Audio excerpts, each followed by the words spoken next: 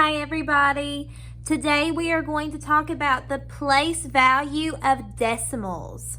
Now, recently we've spent some time talking about the place value of whole numbers. Like for example, our 4 here is in the ones place. But did you know that those numbers beyond the decimal point have their own place values and names as well? Let's get started. First of all, let's talk about the way that you say this number. First of all, when you have a number in front of your decimal place, a whole number, you say that number, it is 4, and then when you have a decimal point, you say and.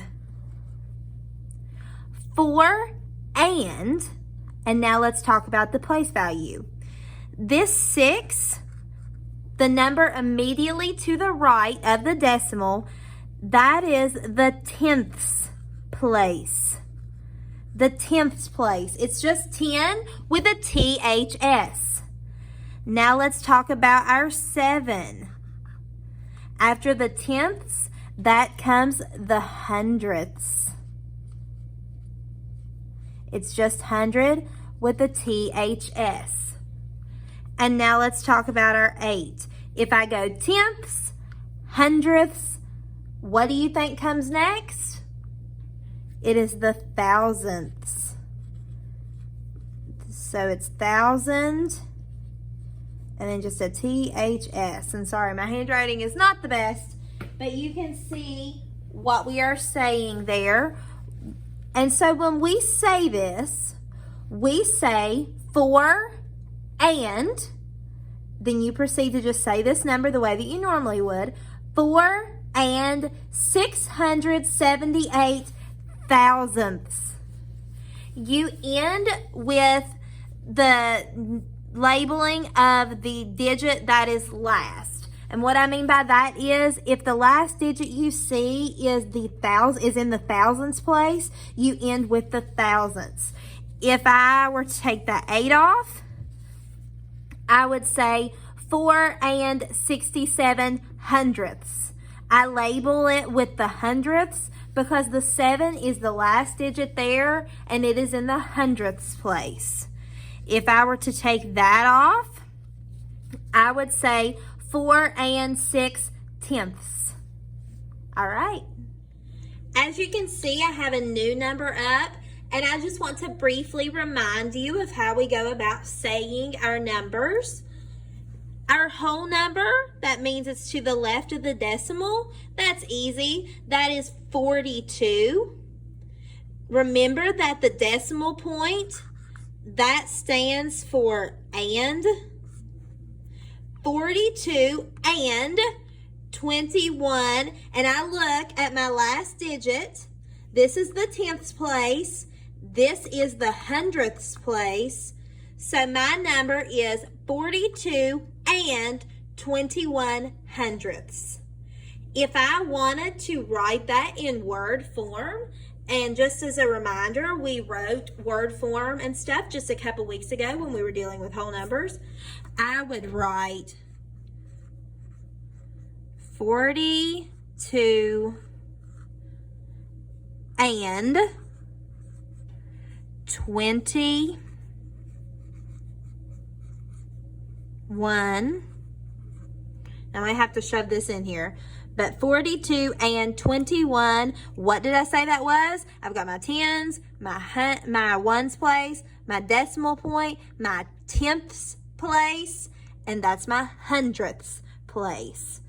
So you just do 100 with a THS. Now let's talk about the value of an underlined digit. If I wanted to say this number, I would simply say 543 thousandths because I do not have a whole number here. As you can see, I have my 4 underlined. I need to determine its place value. So to determine its place value, I'm going to go to the right of the decimal point. This is the tenths place, and this is the hundredths place. So if I am determining the place value, it is 4 hundredths, and remember it's just 100 with a THS, or you can write a 0 with your decimal and a 0.4 because that is a 4 in the hundredths place. So if I'm trying to ask you to identify the value of the underlined digit, you can either write out 4 hundredths, or you can write a 0, a decimal, and a 0 and a 4. And if you're having trouble writing that word form, remember that you can just bring this down, a 0, and then you can make that 5 a 0 and then a 4. Don't put 0.54 because then that's like saying the value is 54 hundredths. You're just trying to identify the value of the underlined digit, so you leave zeros in every other place. Now let's talk about the value of this underlined digit. This number, if I wanted to say it, I would say 6 and 234 thousandths. Remember, you add that thousandths label because the last digit I see is in the thousandths place. My 2 is underlined, and I need to determine its place value. So it's immediately to the right of the decimal.